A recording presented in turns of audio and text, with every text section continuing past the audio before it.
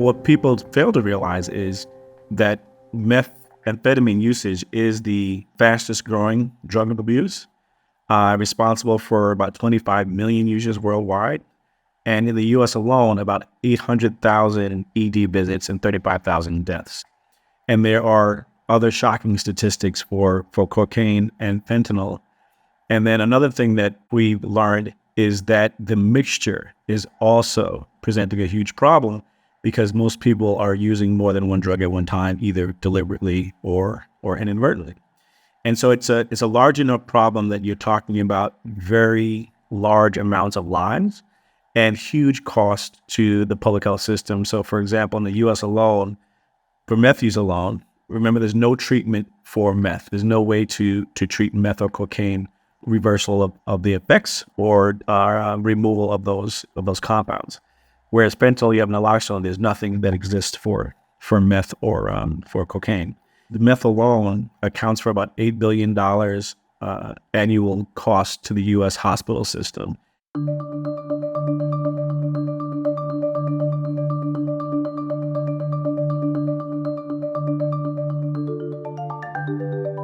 Substance use disorder and overdose have reached epidemic levels in the United States. According to the Centers for Disease Control and Prevention, drug overdose deaths have risen significantly, with more than 100,000 preventable fatalities reported annually. To tackle this crisis, efforts to increase access to treatment are underway by healthcare providers, policymakers, and community organizations. But what if there was a therapy that could rapidly alleviate these overdoses and streamline detoxification? I'm Gina Mullane, and in this episode of Vital Science, we sit down with Mitch Zakin and Winston Henderson of Clear Scientific. We talk through how the company's small molecule sequestrants help the body rid itself of harmful substances, their aim to revolutionize substance use disorder treatment, and how these groundbreaking therapies could impact public health. Welcome to Vital Science, Mitch and Winston. We're honored to have you on our show. Would you tell us a little bit about yourself, each of your roles at Clear Scientific? So thank you, Todd. Winston Henderson. My role at the company is part of the co-founding team, but general counsel. And I think of myself as the team member and partner who is involved in all things non-scientific. And between myself and the CFO, helping shepherd the company and things relating to law and business. And Todd, thank you very much. We're honored to be here. My name is Mitch Zakin. I'm the Executive Vice President of Innovation at Clear Scientific. I'm a chemist by training. And my role at the company basically is to manage the pipeline of indications, to bring in, work with the federal government, particularly the National Institute on Drug Abuse, National Institute of Health, to bring in financing for the company and to work collaboratively with them. Also to work with a lot of the clinicians, et cetera, that collaborate with us on clinical trials and in our research, and to make sure that our library or collection of drug candidates is best sort of matched with indications, diseases, and conditions where we believe we could have the most impact, they would be most effective, and where we could have the most impact in public health. So Clear Scientific is a biopharmaceutical company pioneering novel therapies for life-threatening and debilitating conditions caused by an excess of harmful substances in the body. What is Clear Scientific's main area of focus? Well, I think, let me just start by saying that actually, if today wasn't the leap day, this would have been our 5th anniversary. So we were founded on March 1st, 2019. And we are currently 16 people in Cambridge, Massachusetts. And essentially, for us, we think about a lot of conditions, and this is sort of a novel approach, which I know we'll talk about later. But the key thing here is that there's often times when there is too much of something in your body that doesn't belong there, whether you've taken it accidentally or intentionally, or whether or not you have a genetic metabolic disorder or genetic disorder or something in which there's too much of something that's not good for you. And so our reason for being essentially and our approach is we have small molecule medicines, therapeutics, which can very selectively go and grab onto things that really shouldn't be there, or there's too much of them, and get them back to normal. Because when you do that, we call it remove the cause, remove the effect. So that's basically, what we do, and we'll get into a lot of the particulars there. Before we get into the first or focus here, is that I think it's important to note that the approach, sequestration, which sequestrants, etc., chelation, that's been around for millennia. That's not a new idea. But back in the 1980s and early 90s, Professor George Whitesides at Harvard University, who's actually one of our co-founders and collaborators, he's a great guy. He's one of the best chemists in the world, pioneered the use of sequestrants in advanced medicine. So that was sort of bringing this ancient technology to the fore. And with Geltex Pharmaceuticals and Genzyme had basically got onto market with one of our co-founders, a drug called Renagel to remove phosphates. So it's an oral drug, which actually was very important. It's done a lot of good stuff. And so for us, we're really looking at sequestration 2.0. We actually have small molecules that you can inject or take orally that will take things out of your body. And so, but do it in a way that allows us to attack a whole bunch of conditions and diseases in ways that we couldn't before. And so to start with, our initial focus really is in substance use disorder. That's an area in which it's underserved, right? It's a terrible area, but it's actually almost a perfect first match for what we're doing, because people are putting things in their body that don't belong there. And they're very dangerous. And what you really want to do is get rid of them. Okay, you want to inactivate them and get rid of them. So Winston, can you please talk about substance use disorder and our rationale and so on for being there? Todd, if you were to think about things to work on that kind of match the solution that Mitch described of removing an excess, I don't think anybody would be surprised to know that substance use disorder and overdose is a worldwide problem that approaches epidemic levels in most countries, and not the least of which is the United States. And so in looking at ways to apply the technology, it came to us, some of the inventors of the molecules that form part of the foundation of our technological platform, and also discussions with some of our collaborators like the National Institute of Health in identifying big problems that could be solved by removing something, by sequestration. And just to give you a scale, because we were in some ways not surprised by the problem, but shocked a little bit at the extent of the problem. So if you talk about meth, amphetamine, cocaine, and fentanyl, fentanyl kind of gets a lot of the oxygen, if you will, and the press, and deservedly so. But what people fail to realize is that methamphetamine usage is the fastest growing drug of abuse, responsible for about 25 million users worldwide. And in the US alone, about 800,000 ED visits and 35,000 deaths.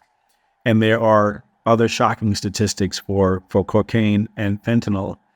And then another thing that we learned is that the mixture is also presenting a huge problem, because most people are using more than one drug at one time, either deliberately or inadvertently.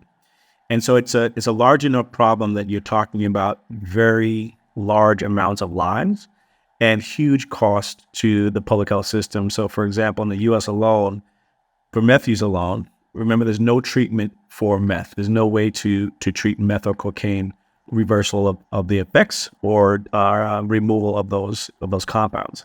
Whereas fentanyl, you have naloxone, there's nothing that exists for meth or for cocaine. The meth alone accounts for about $8 billion annual cost to the U.S. hospital system. And you can understand why it's so costly and not only costly, but extremely disruptive. Because for methamphetamine use, since there's nothing to reverse the effects now, the main method of treatment is called sedate and wait, where you basically sedate the patient, wait for, keep them alive, keep their systems within zone, and then wait for it to leave their system. You can imagine how costly that is. In some ways, you have to have a highly monitored patient that's very sick. and you have to have that bed occupied. And anybody who's reading the problems with the U.S. healthcare system realizes that you need beds. To think about what we went through with COVID, where there was such a problem just because there were so many beds being taken up that the other patients couldn't come in, which is it's not a hidden cost, it's an actual cost to the hospital system and actually affects other people's lives who can't get treated.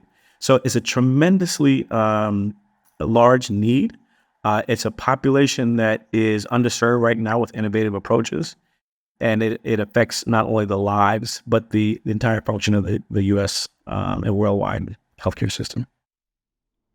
I want to talk a little bit more about the therapeutic approach now of Clear Scientific, if we can. So the way I understand it is you use small molecule sequestrants to bind, inactivate, and clear harmful substances from the body. Could you tell us a little bit more about this therapeutic approach and how it works in the body? Absolutely. So Todd, basically, so you're right, it's a small molecule. And, we have a number of these, we have a library of these, and they're basically designed for different indications, but, they all work by the same mechanism. And so these molecules are very unique. They're actually first to the world molecules. They're very interesting. Most molecules tend to, if they're, they either have structures that are very open or they look like a circle, like a ring. Okay. And all the other sequestrants that are around are pretty much like rings. But those are all rings, and ring-shaped molecules, they have their pros and cons. Our molecule is what's called acyclic. Rings are cyclic, we're acyclic. So our molecule is shaped like the letter C. Mm-hmm. For your listeners who played video games like we did when we were younger, right, there's a video game called Pac-Man. Sure. Right? And Pac-Man is this sort of C-shaped, letter C-shaped creature that kind of munches along. And then basically what it does is it sees a pellet, like a food, right? It just grabs it and swallows it or encapsulates it, right? That's what our drug does. So essentially, we can administer our drug, as I mentioned earlier, in a couple ways, right? You can put it in by injection, so intravenous. You can put it in intramuscular, or even subcutaneous. The way a lot of drugs are done now, you can inject it into your, into your belly and so on. Mm-hmm. But when you do that, the drug goes into your bloodstream. And our drug is interesting because it stays in the bloodstream. It doesn't go to your brain, doesn't cross what they call the blood-brain barrier. It doesn't go to your gut. It just circulates around with your blood. And then it also goes in between cells and tissues where there's, like we call it, extracellular fluid. So wherever there's water outside of cells or blood, that's where our drug is. And it's swimming around there, right? And circulating around. And it lasts, in humans, we project it's going to last a couple of hours to get about the half-life. So about half it's gone, which means that the duration of action is going to be a decent part of a day. And so what it does then is it goes ahead and when it sees one of these intoxicants like fentanyl, meth, cocaine, and all that, it just binds it like Pac-Man. It just simply sees, oh, and I like it. Boom, it just eats it, right? Binds it. Once it does that, this bad actor, right, this intoxicant is hidden inside, and from the body's perspective, it's now gone. So as soon, it's like literally works on contact. As soon as the Pac-Man eats the bad stuff, it's gone. Now what it does is it then, because now you have this complex between the two, that bad stuff gets chaperoned out into your urine. It goes out through the kidneys, it gets filtered through the kidneys and into your urine. But there's a very important aspect to this. So this is sort of remove the cause, remove the effect. If there's something bad in your body that shouldn't be there, if it's not in your body anymore, it can't hurt you, right? And that's really the premise, really, of the company. So methamphetamine, that's our lead indication, right? As we mentioned, that basically has a half-life. So, half of the meth will stay in your body for like 18 to 24 hours. And it causes all kinds of problems, whether it's, central nervous system, so mental psychological problems, physical problems. It raises your blood pressure. It literally destroys everything about your body, okay? But when basically you put a sequestrant in, and then the half-life of methamphetamine becomes the half-life of the sequestrant, because you're grabbing, we call it grab and go. You grab it and you go to the bathroom, basically, you pee it out. So essentially that half-life's now 2 hours. So you can see, if we can get it out of your body fast, right, we can take you down off a crisis and then clear the rest. So I think it's important too, to sort of add, because of the mechanism, let me add one little bit of color to what Winston was saying. So when you're talking about substance use disorder, right? The two parts of substance use disorder that we're addressing first. One is overdose, as Winston was giving you the statistics, right? That's a major problem. And there, we get our drug in and we quickly grab the bad stuff and get rid of it, right? Inactivate it and get rid of it. And then we can take you down off an overdose very quickly and very safely. Todd, following up what Mitch said, as you can imagine, we have spoken to loads of emergency room doctors and clinicians and researchers who deal with overdose and detox, as Mitch said.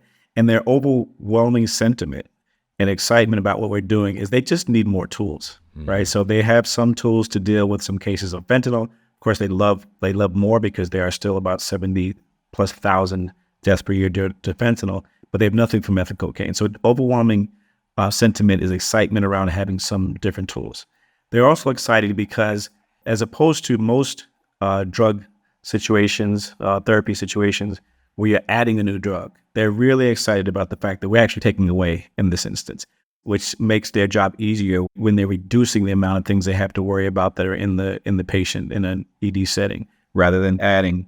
And the other thing, and Mitch may want to take this a little further, is that some of these toxic compounds are easier to develop therapies for than others, right? So the fentanyl works primarily on one receptor, the mu opioid receptor.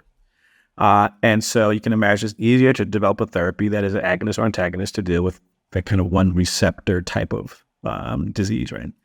Well, for methamphetamine and some others, stimulants, methamphetamine is disruptive and is widely distributed through a bunch of the organs and a large number of receptors. And so it's harder to develop a drug that deals with methamphetamine-based disorders because you have to impact so many different receptors that it's hard to have a development pathway for that. And so there, especially sequestration, where you're just removing it, is a very exciting therapy for us to develop a drug and also for the clinicians to think about what's the impact of using this therapy on the patient. So I think this is such a worthy, purpose-driven pursuit that Clear Scientific is on. Let's talk more about the drug currently. I know the FDA approved Clear Scientific's IND application for CS1103, which I understand is the first therapeutic that rapidly deactivates and removes fentanyl from the body. Can you update us on the progress of your phase 1 first-in-human clinical trial? Our first trial actually is for methamphetamine. So we're going to do methamphetamine and then fentanyl. It is the first drug that removes methamphetamine and fentanyl, cocaine, right? So you're right. We basically have spent a number of years getting the data, the non-clinical data, and the safety data, the whole package. We've worked, of course, according to FDA's guidance and all that, which we really appreciate. And the FDA did approve our IND. Okay, we're currently in phase 1 clinical trials, and so for our drug, for an antidote, the phase 1 trial is called First in Human, and it's essentially a 2-part study for us. The first part we call phase 1A, and that's where we are now. And phase 1A takes a significant number of healthy volunteers and just gives them CS1103 to see if it's safe. And so that's the first part. And right now we're actually in phase 1A. So we basically have screened the first several cohorts of patients. Okay, and we will be dosing CS1103 to the first patients in approximately a week.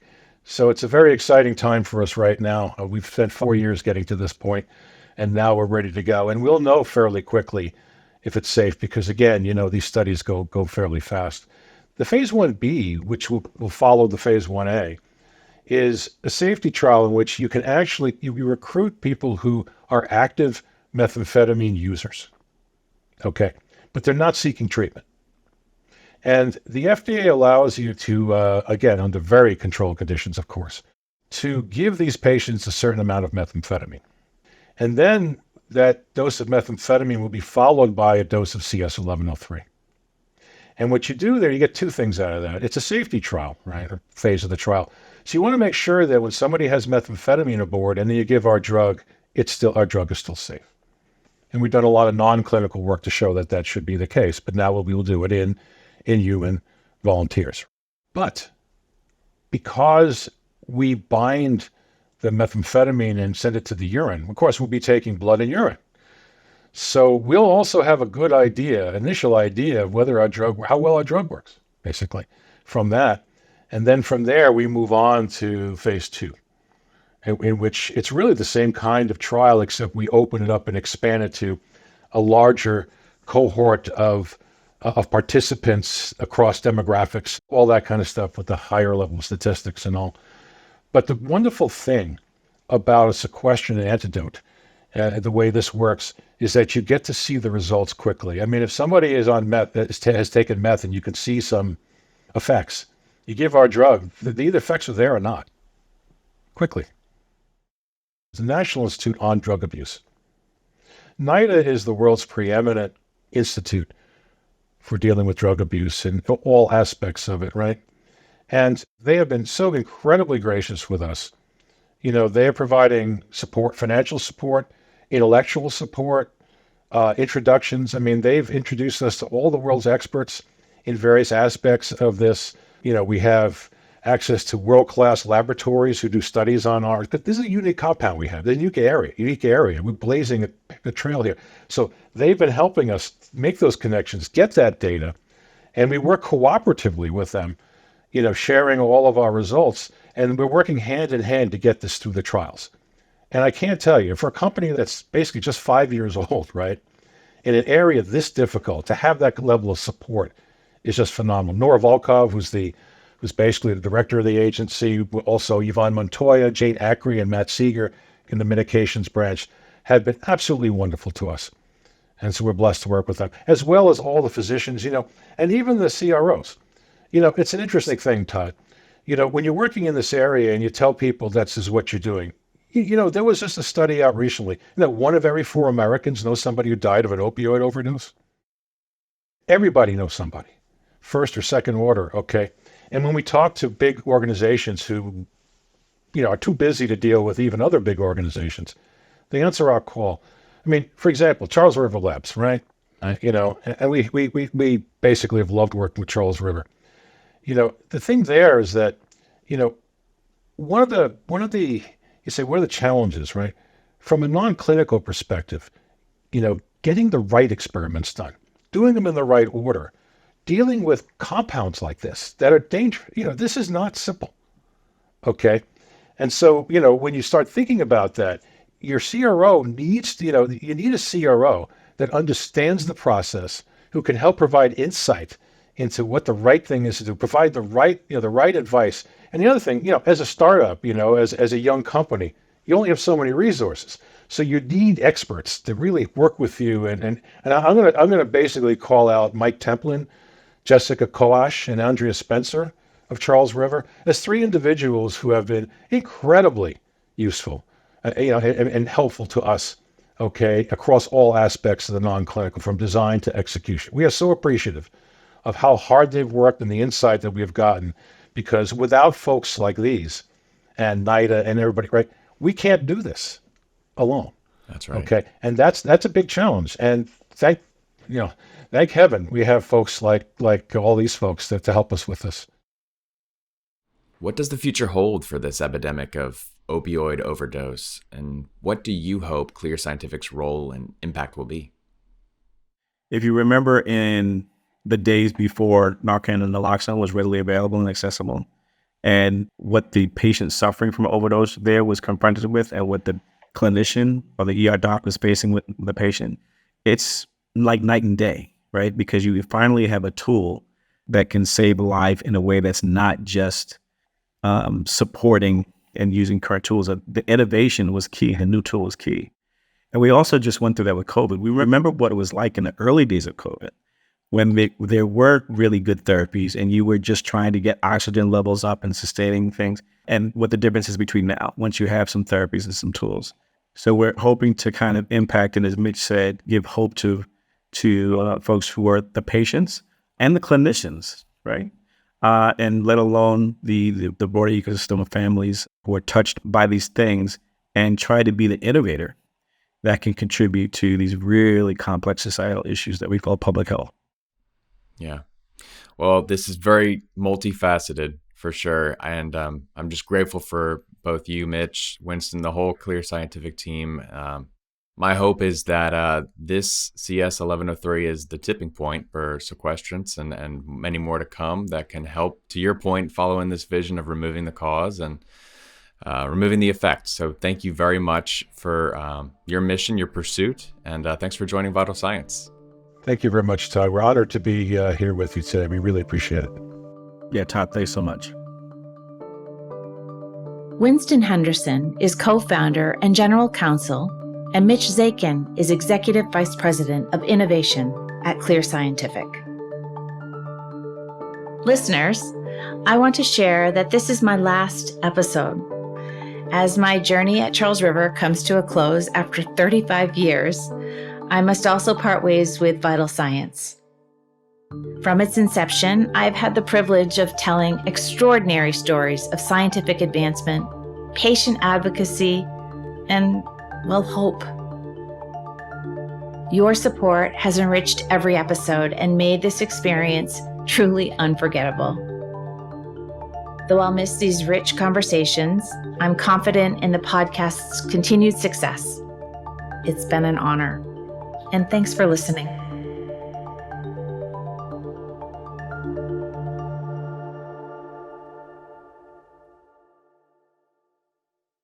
Did you know that Charles River has a sister podcast, Eureka's Sounds of Science? This monthly podcast shares scientific, patient, and advocacy perspectives on trending issues in the drug development industry. You can subscribe to Vital Science and Sounds of Science on Apple Podcasts, Spotify, Stitcher, or wherever you get your podcasts.